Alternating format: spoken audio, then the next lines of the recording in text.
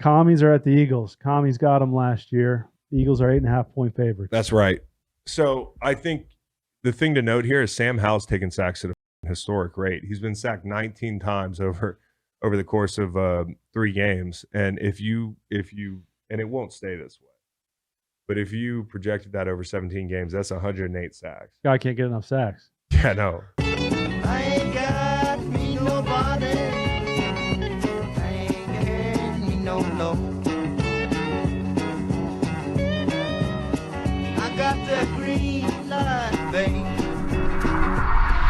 I hate buying tickets. I've been playing my whole life, never had to worry about buying tickets. But the ticket part is stressful. The game's stressful. The ticket part's really stressful. Buying tickets to your favorite events shouldn't be stressful. Game Time is the fast and easy way to buy tickets for all the sports, music, comedy, and theater near you. With killer deals on last-minute tickets and their best price guarantee, you can stop stressing over tickets and start getting hyped for the fun you'll have. And with the Game Time app, it's easy to find and buy tickets for every kind of event in your area. If I'm trying to see the monster trucks for my kids or Willie Nelson for me and my kids, I can find it all in the Game Time app. Game Time is the fastest growing ticketing app in the country for a reason. Get images of your seat before you buy so you know exactly what to expect when you arrive. Buy tickets in a matter of seconds. 2 taps, you're all set. Tickets are sent directly to your phone. You never have to dig through your email. Snag the tickets without the stress with Game Time. Download the Game Time app, create an account, and use code GREENLIGHT for $20 off your first purchase. Terms apply. Again, create an account and redeem code GREENLIGHT for $20 off. Download Game Time today. Last minute tickets, lowest price guaranteed. I love the slate this week, mate. I think it's a great slate. I think it's top heavy, and I think the ones at the bottom, I was having a hard time putting Vikings, Panthers in the lowest tier. I was having a hard time putting, No problem. no problem. But like Rams, Colts, that could be kind of fun. Some Broncos, intrigue. Bears, 2 dumpster fires, the 2 maddest teams in the league meeting each other. So just a little look ahead. The mid tier is swollen. Yep. Because there's a lot of decent games this week. Okay, the NFL, this is the kind of week that makes it king. All right, so we're doing 90s bands this week. That's what the fellas said on the Zoom call last night. We're doing 3 tiers of 90s bands. I want to go around the room and get y'all's tiers. Nolan, I know who's first. Well, I couldn't put him first. After doing my research, looking through, number one's Metallica. Okay. No explanation needed. Obviously, the 90s, they got away from that metal sound into more of a rock. Lost some fans that way, but gained a lot more. Number 2, middle tier. Because, as you said, this is a great middle tier slate. I'm going Rage Against the Machine. Okay, so I was having a hard time because I don't want to put somebody in the middle tier and anybody Right. thinking that they're mid, but for you, it's kind of 1, 2, 3 thing for you. Exactly. Okay. Yep. All right, so give me your third tier. Well, not necessarily 1, 2, 3. Okay, My well, low this is maybe tier 1, 2, is a low 46. tier. Respectfully, Nickelback. Okay, Oh. I feel like we're gonna have a lot of Nickelback. Okay. Not for me. Top tier, easy, Sublime. One Okay. of my favorite bands of all time. Hmm. Iconic 90s band. Mid tier, kind of a guilty pleasure. Everclear. Like, Yeah, dude. people kinda talk shit on them, but they're like, all right. That song about the ocean, What's that one song? Father of Mine. Yeah. Yeah. And then bottom tier, I just went with Creed. Okay. Creed's pretty easy. Korn is my Similar. bottom tier. Okay. Oh, yeah. Weird you spell it with K. Doesn't make any He's sense. going bottom up. Bottom up. Middle Yeah. one, Green Day. Like, That's pretty good. you Yeah. know. Number Even though one. Dookie's one of the most important albums. Yeah, I know. all I know time. we're on the opposite ends of Yeah. the Green Day spectrum. But number one is Nickel Creek. You had to be there, by the way. Right. With Green Day. But Yeah, Nickel I Creek, was. okay, number yeah. 1. Yeah, Nickel Creek, little bluegrass, 90s. You were a twinkle in Randy's eye when Dookie came out. Yep. A lot of contenders for my top tier, including Green Day, Oasis, REM, Blink Oasis, they 182, slap, yeah. Goo Goo Dolls, Creed, Third Eye Blind, Hootie and the Blowfish, and my winner, Matchbox 20.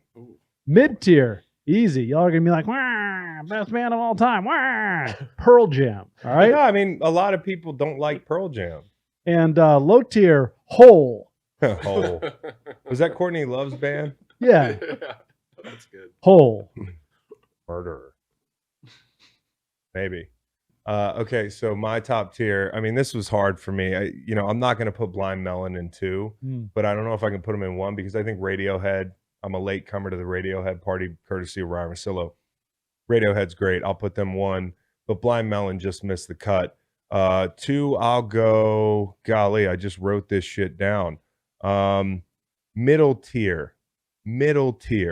Black Crows, perfectly middling. Also, Jane's Addiction could be in there in the middle tier. And then the bottom tier for me is Matchbox 20. Oh, Yeah. Because somebody already took Nickelback, but Matchbox 20's got to be one of the worst bands of all time. And I take issue with the Creed thing because I think they're a middling team that gets talked about as like, they're the Chicago Bears. They're actually okay. bro, I was targeting you with that pick. bro, Matchbox 20 does 3 a.m. and Real World. Okay. Do you know those songs? I do know the songs. Let's start the preview. With the game of the week, Bills Dolphins. I cannot wait for this game. This game is going to be, it's the best game of the season so far. When you have two great teams like this with big aspirations and they meet early in the season, you got to love it. Bills coming off a 37-3 win over Washington. The Dolphins squeaked by the Broncos 70-20. Yeah. So I think when you look back at the games last year, they played in the snow. They played in 110-degree heat down early in the season. And that's another thing for the Dolphins. It's a good deal. They played the Patriots already in New England. Okay, so they got them in September. They got the Buffalo trip in September. Like, I think 5 of their last 6 games are at home. So this well-oiled machine will be in their element late in the season. So I think when you look at that first game out in the 100-degree heat, the Bills had 90 plays compared to Miami's 39 and outgained them by a lot. So this is a game that they felt like, hey, we could have won this game. They had their opportunities. It was not going to throw you the ball much, right? Because of the way that offense goes. But when you get your opportunities, you got to take them. Milano dropped a pick down by the goal line that probably would have gone for 6 last year. And so you just have to take those opportunities. The Bills were down 3-4 guys in the secondary. Dolphins, they really got after Josh in key situations. Who's going to be your Melvin Ingram that's going to step up? And I think when you look at the second game, Jalen Phillips is, if you think about Josh Allen as a freak of nature playing quarterback, Jalen Phillips is the guy that can run him down and terrorize him. And he did in the second game. So getting Phillips back, if they do, is going to be big. Bills had that fake spike thing before the half that really hurt them. So there's a lot of reasons that if you're the Bills going into that second game, you feel like we should have beat this team. The second game, that run game showed up, Mostert out in the cold. And this is where I thought to myself, Miami's starting to try to be a physical team. They kind of showed up, and everybody was talking about they're not a cold weather team, and they played like a cold weather team. Mostert had 100 yards early, and the Bills are down Jordan Phillips. That hurt them. Josh was under siege. Phillips, Jalen, that is, went off, and they went to Buffalo and played physical. And you could argue that they should have won that game. So both these teams have had their sights set on each other, especially with the way the AFC East has turned out early in the season. One interesting thing to note about the Dolphins, and I read this in a Mike Sando Athletic article. Last year, the Dolphins had 20 pre-snap penalties on plays with motion. This year, 1 so far. So when you talk to Mike McDaniel, he's like, hey, man, this takes time. We got to get on the same page. It takes reps. It takes patience. And I think one thing to note that Mike also noted was they're running 21 personnel a lot. Ingold's out there a lot.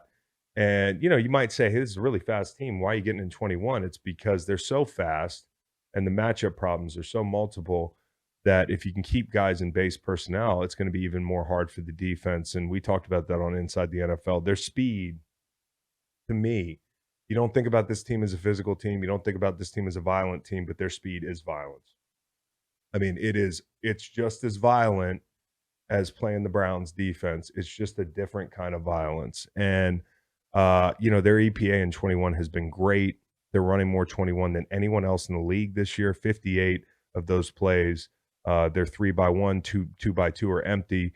And they use pre-snap 80% of the time in that set, 6-8 a pop on the ground. So I think it's lethal that they've developed this tool in their toolbox to be able to get in this personnel and run the football. And as Sando pointed out, and I talked about earlier, you trade that snow game for a game in September, you got to feel pretty good about the way things are setting up for the Dolphins this year in general. I mean, with New England already off the board and that sort of thing. When you play the Dolphins, and it's almost like there's two ways of playing them. And if I were a bad team, maybe I'd play them this way. They have 500 yards of yak this year. I would limit that yak in front of me. You know, it's kind of like the people think about I would challenge these guys and say, hey, you got to take shots. And you got to test to his arm and make them hit the big shots outside the numbers. Easier said than done because the spacing underneath is so lethal. But for the Bills, I think they're perfectly happy taking their chances, making them drive 12 plays. That was their game plan last year.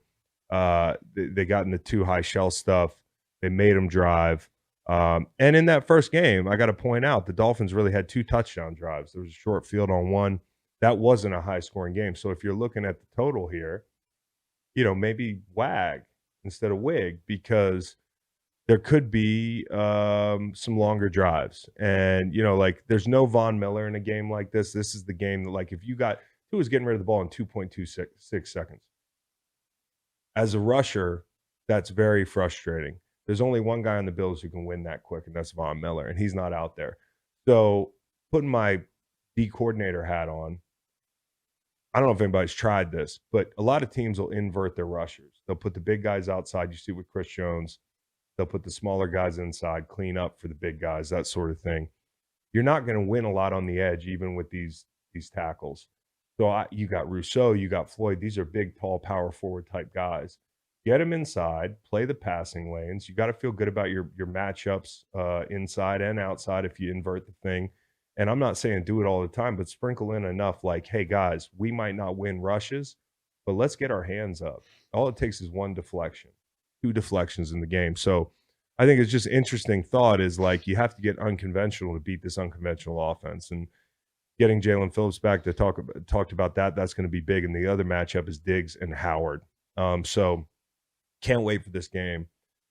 The Bills, they're laying 3 at home. You know, and I think everybody's going to be on the Dolphins, 2.5. Yeah, as a Denver Broncos bettor last week, Yeah. we watched the game with a Denver Broncos fan. I at like 63-13. I was like, you think we can move it off this one? I think it's safe to say they're going to face more resistance this week in terms of literally dudes trying to tackle runners. I mean, A-Chain and Mostert were bouncing off guys. It was. There were some freeze frames. I saw eight bodies on the ground. It was incredible. Dolphins have played each of their past 6 road games within 7 points, 4 decided by no more than a field goal. Bills have won 7 straight home games over the Dolphins, averaging 35 points in the process, 11-1 in their last 12 against the Dolphins, with the 1 loss coming in overtime in 2016. I do like the Bills in this spot, and the whole key for Josh Allen is going to be like pick your spots. You heard him last week talking about against the Commanders. He was talking to the guys in the booth, and they said, hey, in our production meeting, Josh said, and this took a lot of self-awareness from him, knowing his track record, but like, you got to know who you're playing and the situation in the game, and I have to get better at not going out there in a 35-mile-per-hour zone and speeding. And you got to go 35. When you can go 40, they're not going to pull you over, but if it's a school zone, you know, if you're backed up, that sort of thing, like let's limit the turnover-worthy plays, and so that's going to be the key here. AFC North, always intriguing this year. Ravens are at the Browns. Browns a 3-point favorite. Both teams 2-1. Browns coming off the 24-point win over the Titans. Ravens coming off the field goal loss at home to Indy. Yeah, and like this is a toss-up, but I kind of lean Baltimore. I think for most people, they're on the Cleveland hype train because they don't remember 2 weeks ago and that sort of thing, because Deshaun looked human in all his other starts. I think, you know, Deshaun got after a very weak secondary in Tennessee, so he's got to prove it 2 weeks in a row. And I lean Baltimore in this game because I really believe they haven't seen a unit quite like this, even though Monken and this group is like kind of trying to grow up in front of our eyes. Week 1, they get Cincy in September. That's Cincy in September. They own those guys. They get Pittsburgh and Kenny Pickett. And then last week's just like an anemic passing game. Make Tannehill beat you. We shut down Derrick Henry. I think there's going to be opportunities here. I think you got to go traps. You got to go wham, some of the gap scheme stuff. I would get in the big personnel, throw that big cat from Minnesota out there at the big tight end and take some shots. Like when you think about this game, like what do you think it takes to win it? It's a 23 point game. Last year when they played, I think it was a big under type game. So like take your shots. Your answers to cover 3 are going to be on the seams and out in the flat quick to your playmakers. And we talked about Yak with the Dolphins. The Ravens don't have much at all this year. So like getting guys in positions to run with the football and make these guys tackle in the back end. We know they can cover. They're good tacklers, but make them at least have to make the tackles. And then Ronnie Stanley's the huge swing guy. This Macari guy backing him up, it's not going to be pretty with Myles Garrett. You don't want to have to get two, 3 guys out in the routes tops because you're platooning guys to help with Myles Garrett. I think he's a big swing guy. He did practice. So did Linderbaum. But Mustafa, inside would be a big mismatch for Dalvin Tomlinson and Big Z. So Bateman and Beckham didn't practice. Got to keep an eye on that. And when you do man up, because they will, can Lamar find the quick answers and kill him with the extended plays? That's going to be the whole key. Zay, Mark. I think it's about big plays. I think it's about getting the ball out on the perimeter quick, out of the teeth of the defense. And Jim Schwartz is a big game plan guy when it comes to, hey, who gave Lamar the worst game? Let's go replicate that. So take your pick. Go back and look through where Lamar struggled. I think Jim's going to try to draw from those situations. And you got to watch Clowney and OA. OA was out last game. Ajabo didn't play very much. But I think Clowney looks pretty good transitioning into this late in his career role in Baltimore. He's won some rushes. He's got 14 pressures on the year. OA and him have to step up big. And Deshaun, you got to pressure him. Can he do it 2 weeks in a row? The Colts gave the Ravens problems playing cover 3. Well, I don't know about problems. I think turnovers were the problem last week, but that's the same thing you're going to see this week. Home team has won 4 straight in this rivalry. The last 10 times Baltimore has faced a top 10 run defense, under has cashed 7 out of those 10. And I got to say one more thing. Kyle Hamilton, I love the way they used him last week. I mean, it was every third down, Hamilton off the left edge, Hamilton with TFLs, Hamilton with a PBU on a blitz. Like, they found a way to use this guy in a way that actually suits his skill set. And I think it's been great to see that. I think you got to keep the foot on the gas pedal and force turnovers. I mean, that's going to be a big thing in this game. The Pats are at the Cowboys. Pats are 1-2 after beating the Jets. Cowboys 2-1 after a strange loss to the Arizona Cardinals. I think Bill's salivating over this tape because this is like, you give Bill this tape. Thank you very much, Jonathan Gannon. Thank you very much, Josh Dobbs and that group up front, because they pounded the ball. I think you'll see a lot of gap scheme this week. And I think what's really interesting is what Bill's going to do to make Dallas play left-handed. I mean, we saw one version of it. We've seen a couple different game plans thrown at Micah Parsons. You remember the game where they didn't block him? Last game was the block the shit out of him game. And I think you'll probably see something in between. I think Bill's going to have some interesting wrinkles to keep his eyes occupied. And the Pats got to get the run game going, okay? They just have to. And the Pats, when you talk to guys that played for the Pats, say, what's wrong with the Pats? They'll tell you, they're not playing Patriots football. It's turnovers, the run game's not getting going, the red zone stuff, all these little mistakes, like that's not who they are. So this is a big week for Bill to get these guys on track and play competitively. I actually think it's going to be a good game. I think you kind of lean Cowboys. Dallas, just a zag after last week. The Cowboys I'm not being affected by last week. So, the whole Vegas game, I'm not playing it because I think that was an aberration. So I still hold the Cowboys as highly regarded. That's fair. Cowboys an NFL best 8-1 against the spread following a loss since the beginning of the 21 season. Tough, dude. Tough. You know what I saw is missing is the Brady to James White dump off was so freaking easy, and Mac Jones to Ramondre just isn't for some reason. It's not that. It's not the same as it was. And one thing James White was really good at, not only was he a great route runner, but he would always break one tackle. Mm-hmm. If you watch James White, you could always get a number up because you knew he was going to break one tackle. And in the passing game, you just haven't had the same success. So with the wideouts they have outside, you got to get the run game going. And to your point, you got to get the backs involved in this thing and the tight ends. because that's what I thought they were going to be. So defensively, man, disguise, late rotations. I think Bill feels good about his matchup with Dak, if I had to guess. They'll probably play off some. They played off A.J. Brown early in the season. Be interesting to see how aggressive they are. Just tackle these guys. Second fewest missed tackles in the league. So the one thing the Patriots are doing at a Patriot level is they're getting guys on the ground, and that's going to be the key. It's going to be like, hey, these playmakers are going to get the ball some, but we can't let a 15-yard gain turn into a 45-yard gain. So I think it's going to be an interesting game. I can't wait to watch it. Steelers are at the Texans. How fun is this? Texans +3, totals 42.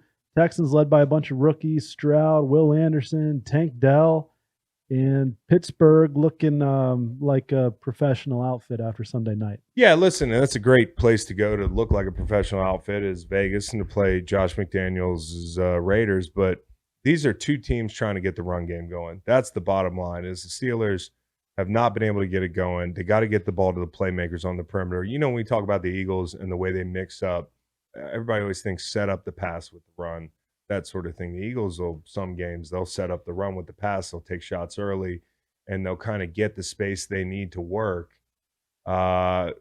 unconventionally. The same thing with the Steelers. To me, what's the strength of your offense? It's the playmakers outside.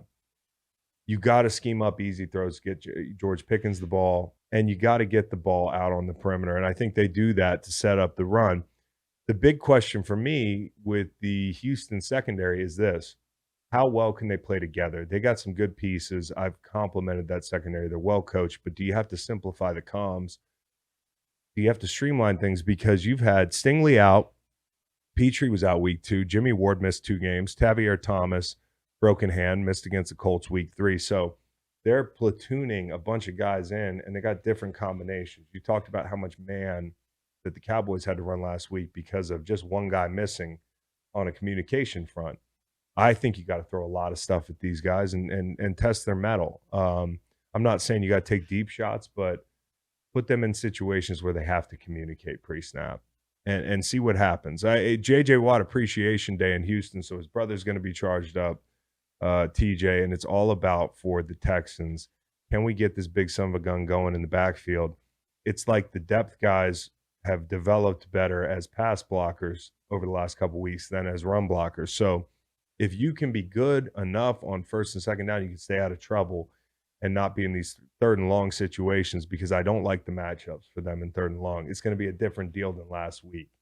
You know, they had a great game protecting, blocking those Jacksonville guys up, but you got some real dogs up front for Pittsburgh. And I think for Houston, you look at some of these big doubles you can get on a guy like Benton, who's a good young player, but he's a little bit light in the ass. I'm checking duo, and I'm running dive solid, and I'm testing these guys up front. So I think that's the big chess match there.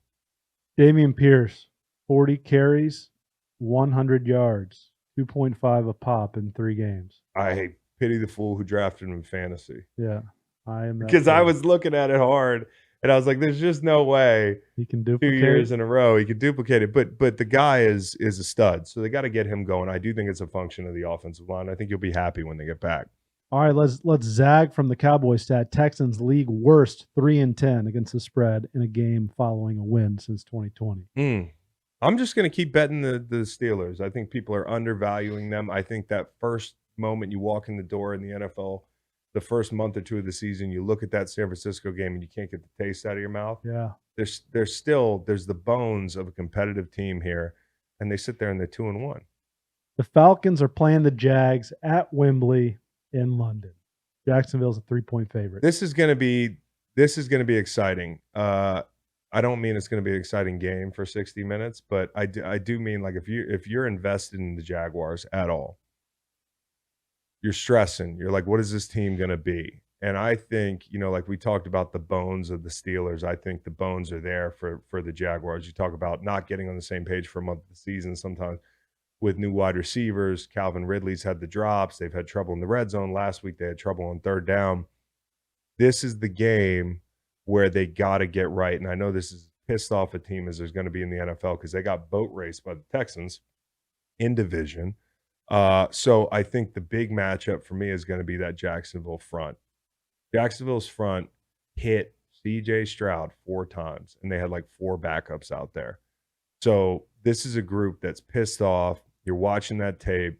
You're watching the left guard. You're watching the matchups up front that you like, and you got to say, we're going to get home, because Desmond Ridder, and I've touched on this, he's got the number 1 amount of turnover-worthy plays in the NFL right now. And there's over 20 guys who have thrown the ball more than him. So when I say he's going to throw you the football, that's what I mean. Okay, for people that don't get that, he's going to give you opportunities. You got to take advantage of them. And I think this secondary is the type of secondary that can take advantage of Ridder throwing the ball to him. So I think there's bad matchups up front for ATL. And after this game, I think what's so interesting about the crossroads the Falcons are at, they're 2-1. You got to feel good about a lot of the things they're doing. They were terrible on first and second down last week. We want to flush that. But look across the division, a division that you probably were the only people that thought would have a chance to win it. You really do have a chance to do this thing, because Derek Carr's out for a month, probably, I would guess.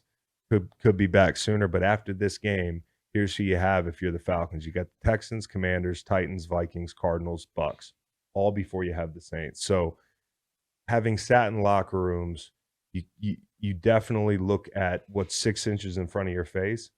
But there's also a macro sense of like, if we're going to do it, the time is now. And so they got to go on a run, but it starts with blocking up front. And they've faced a top 10 amount of run plays in the loaded boxes. So it's on Desmond Ridder and this offense to find the spots in cover 3, to hit Pitts in London, to make guys tackle them in space. They don't have a lot of yak yards, and they got some great weapons outside who are strong guys with the ball in their hands. It's not adding up. You need more guys out in the route, maybe spread them out a little bit more, give Ridder some easy answers. But Jacksonville's going to try to get that passing game going, and I think it might be hard to keep up with them if they do. And I also think Andy Reid and Doug Peterson might make him abandon that run game. When those guys in that tree get panicked, and I think Doug's a little panicked right now, they're going to chuck the football. So I think this is going to be a fun game to see what the Jags are made of. How do we say the young linebacker out of Wyoming's name? Is it Muma? Muma? Like Lake Muma in southwestern Virginia. No Devin Lloyd for 2 weeks for Yep. Jacksonville. Yep, that's a big deal. So we'll see what happens out there across the pond. Jags, since the start of 2020, 1-7 against the spread when favored. Worst team in the NFL. It Look scares out. me. It scares me because I think I might give the Jags out later. Okay. All right, Pearl Jam here? Pearl Jam What did you tier. say? You named it. I think I said, I don't know if I said Jane's Addiction. Bengals at Titans. Tough one to figure. Titans coming off the loss in Cleveland. Bengals, did they right the ship? They got to win. They got a gutsy win, man. Like, I watched that game in the car up on the way up to Philly, and I thought the defense looked more like the defense, and that's a really good sign, because as good as the offense is down the stretch, what the Bengals did well is they were physical on both sides of the ball, and I thought they were physical. The rush got there. The guys in the back end made more plays. You got to remember they replaced 2 safeties this year. It could take some time. And it felt like that was a game that they had to eke out, and they knew it, and they did. And Burrow's definitely affected by the calf thing. I know it just sounds like a kind of a minor injury, but that thing, if you have it, especially for a guy who's got to get all that force generated through his lower half, like, that's a big deal. So one thing Burrow's done well is he got the ball out quick, and I think this is the week to do it. 2.31 seconds, right behind Tua. They could throw the ball around the yard a bunch, because, like, if you look at the Eagles when they played the Titans last year, for example, they probably said, hey, we might be able to run in the teeth of this defense, but let's just spread the rock around. And I think that's what Burrow might do. They got to get Higgins going. They haven't really had a connection so far this year. I mean, he's dropped a lot of balls. They got to get on the same page, and they got to go to Chase and Higgins in got-to-have-it situations. I mentioned on Monday not liking where they've been going with the ball in got-to-have-it situations. Higgins 2 for 21 last week on 8 targets. Yeah, not good, dude. Not good, enough. Bob. And so for the Bengals coming off that short week where they played their hearts out, they put a bunch into that game. Thank God it's at home. You got to build on what Hendrickson did. I mean, if you look at the Titans tackle situation, I've talked about Andre Dillard every week. Hendrickson could have another couple. You're going to get to see Dillard. The Titans are one-dimensional. Okay, you can make them one-dimensional. Tannehill was awful in the playoff game 2 years ago. That's got to be in the back of his mind. He's the reason they lost that game. And then last year, I thought the Bengals did a tremendous job on Derrick Henry without Chase, without the guys on offense. They had Mixon down. They still beat him. Henry went 17 for 38, and they kind of beat the Titans at their own game, playing physical. So that's the thing in the toolbox. Like the vertical shots, the outside the number stuff, I've complained about not seeing it. You might see that offensively, but you have to be a physical outfit to beat this team. And that's what I've been wanting to see from them. You know, they came with a bunch of 6-man fronts. They did it without those guys on offense. They can do it again. And they didn't allow a single red zone TD. So that's going to be big, right? I think a lot of people are going to be on the Titans here. I think it's a toss-up. Derrick Henry, 11 carries, 20 yards last week in Cleveland. Chiefs are at the Jets. Yeah. Not much to say about this one other than Zach Wilson liked the Donna Kelsey post on Instagram. With his history, you're playing with fire, Zach.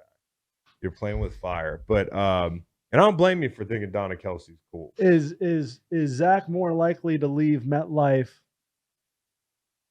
Sunday night? Is it Sunday night? I think we could see Simeon.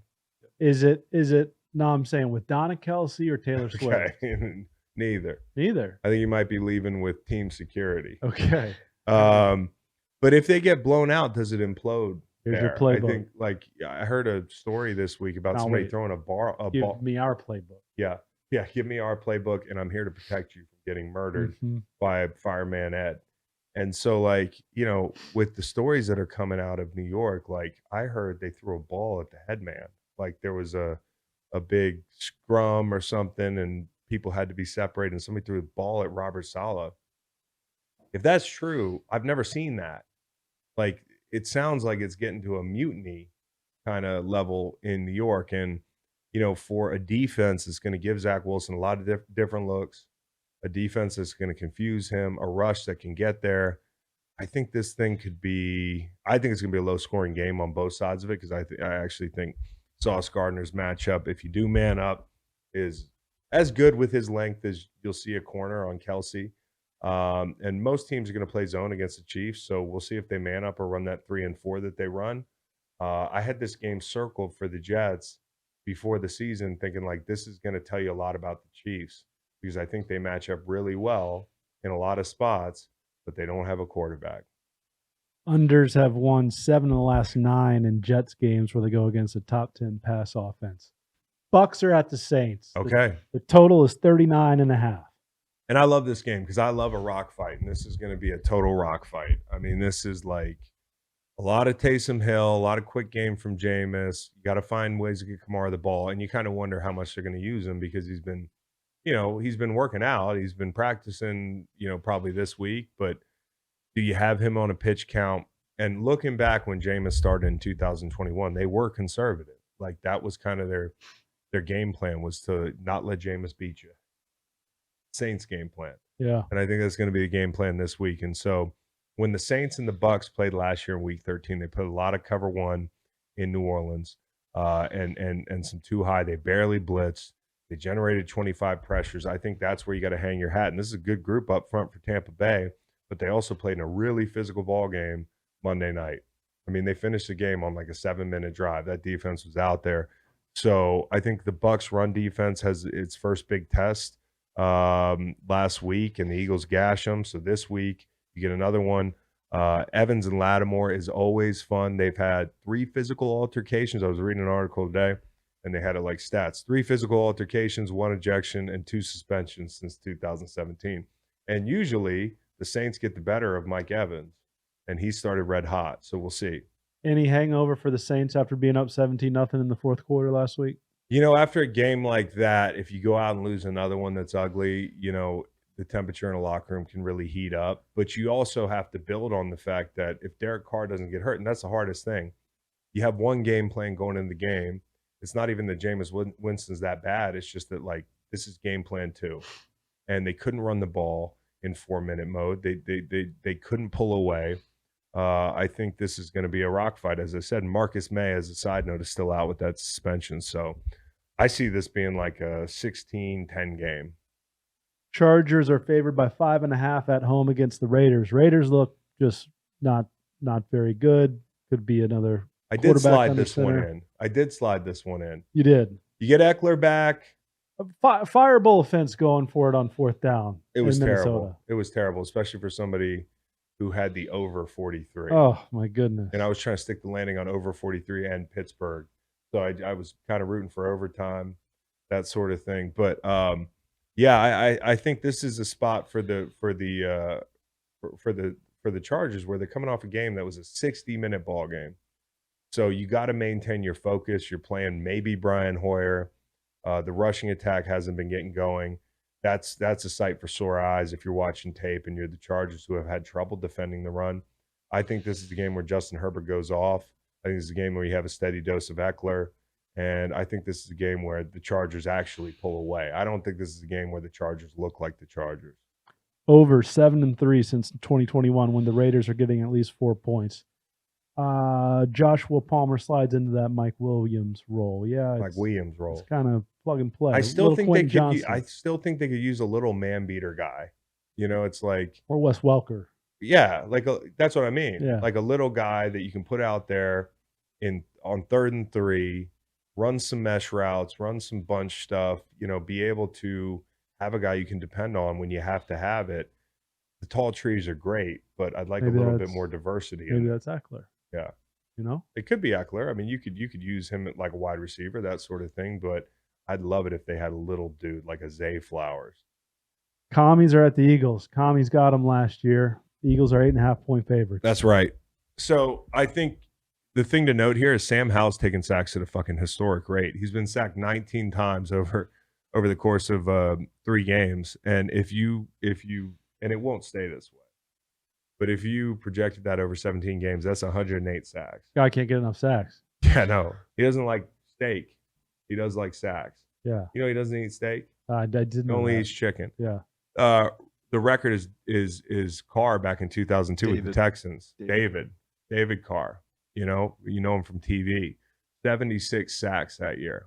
Do they go over that? I don't know. But this week they could take 7-8 sacks. I mean, it's just they took 9 last week. The interior of that fucking defensive line for the Philadelphia Eagles is inspiring. And the Commanders have got to run into that defense. They got to run into the teeth of that defense. Turnovers and the run game is how they shocked them in primetime last year. But they don't have Heineke. You know, Heineke pulled some shit out of his ass. I don't know if it's midnight for Sam Howell, but it feels late early. And the Eagles 274 yards before contact through 3 games. The league average is 100, and Washington's 24th against the run. If you're the Eagles, we're going to beat you up front. We're gonna hit Sam Howell. We're going to run the rock. We're going to get the fuck out of there. Although there are things that they have to work on in the passing game because the passing game is not where it was last year. You get a big lead. Do you decide to keep working your concepts, try to get some work in, or do you continue to pound the rock for the Eagles? I think they run away with this thing, but that's probably the PD public pick too.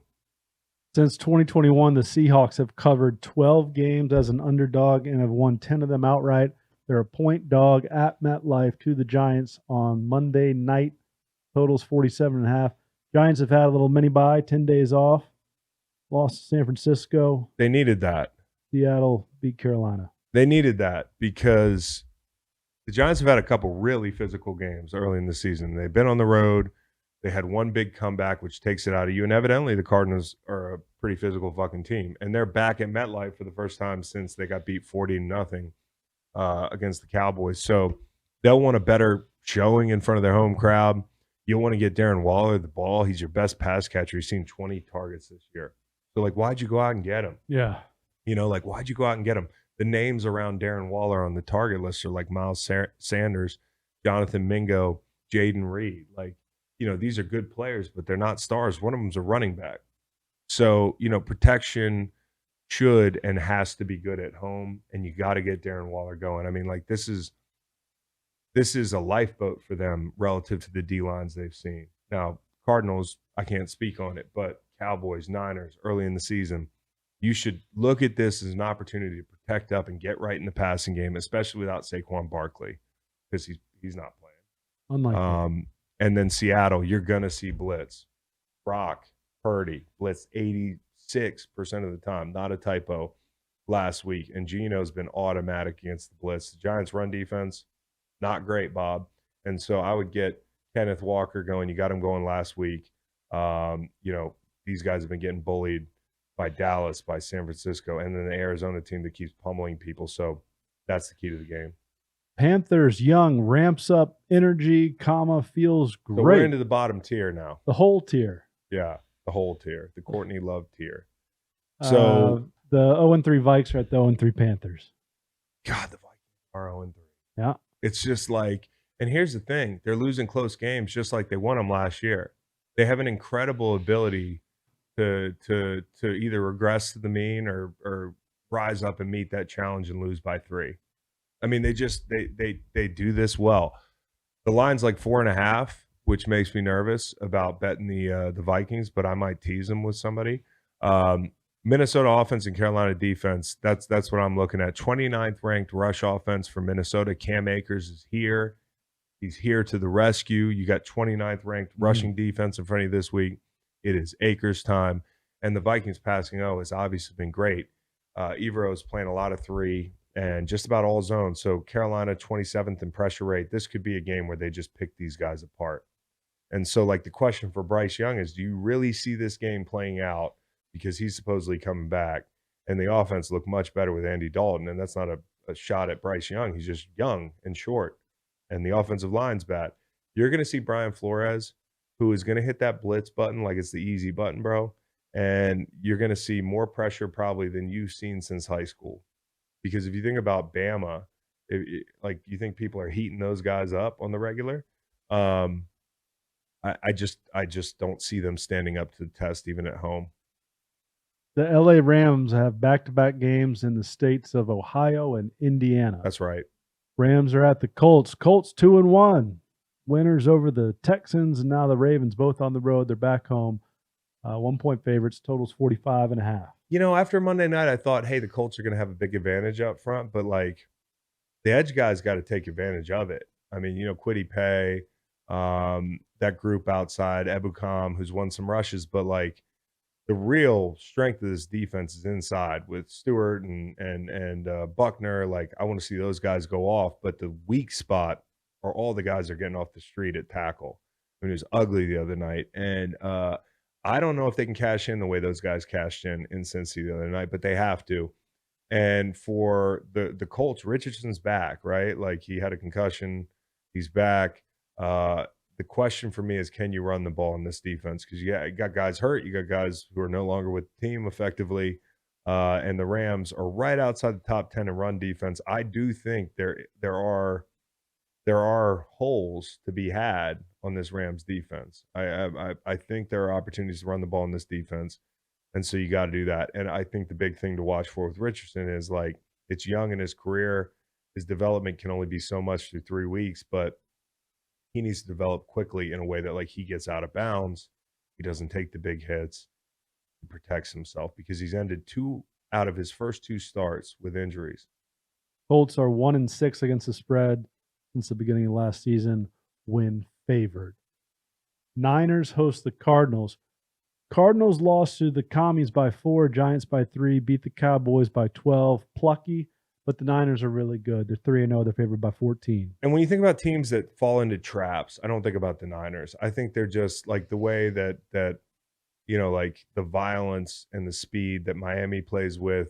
Let's not forget about the Niners, and they're more physical and they're well coached and they're playing a team that's probably played above themselves the first 3 weeks of the game, following a win over the Cowboys. Like this is not a team that's been together. This is not a veteran team. This is not a team that's constructed to win over the course of a season. How do you respond? And for the Niners, they're looking ahead to Dallas and to Cleveland, I think. So like, Yep. You got to take care of business. You got to come out fast. Don't end up in a fucking dogfight with these guys over the course of 4 quarters, because you're going to need snaps that you can take off of Deebo Samuel's plate, that you can take off of George Kittle's plate, that you can take off of Nick Bosa's plate late in this game. As bad as I'd want to rush Josh Dobbs, that's not in the game plan. They're going to try to run the ball. They threw it 20 times last week. You cannot allow them to just drop back 20 times. Like, you have to take this run game off the table, and I think it'll happen. Broncos are at the Bears. I think it was the best game of the week. Who fucking? I mean, like, honestly, I love this game. You're. In all honesty, who cares about the outcome? It's just all about seeing these two dumpster fires. You talked about Jacksonville being pissed off. The temperature in these two buildings has got to be white hot. I mean, like, the Bears are imploding. I don't know which team you'd rather go to work for this week, the Broncos or the Bears. It might be the Broncos, honestly, because at least you're in Denver. But, like, I don't know where I'd rather be playing right now. I don't know where my asshole would be puckered tighter, playing for Vance Joseph's defense or walking in that Bears facility and being like, oh, there's a guy from the FBI. There's the entire media pool from Chicago waiting to just eat Eberflus alive. There's Justin Fields. He's got 3 people with him because somebody's going to mug him walking into the building. It's like, I don't know, man. I don't know what happens in this game, but I can't wait to see. Broncos haven't won a road game since Teddy Bridgewater led them to a victory in Dallas in Week 9 of the 2021 season. That's bad. That's going to be 692 days when the game kicks off Sunday.